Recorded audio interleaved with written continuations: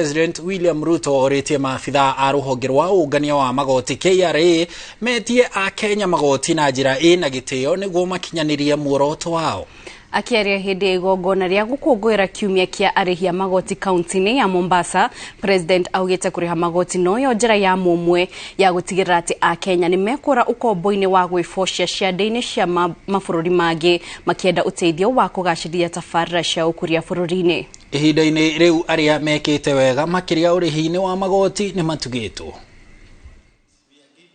I urge all Kenyans to respect and honor those amongst us who perform their part in supporting national development by voluntarily paying their taxes and encourage those who have not to register and obtain KRA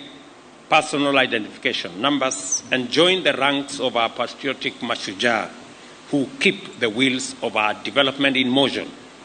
by paying their part of taxes.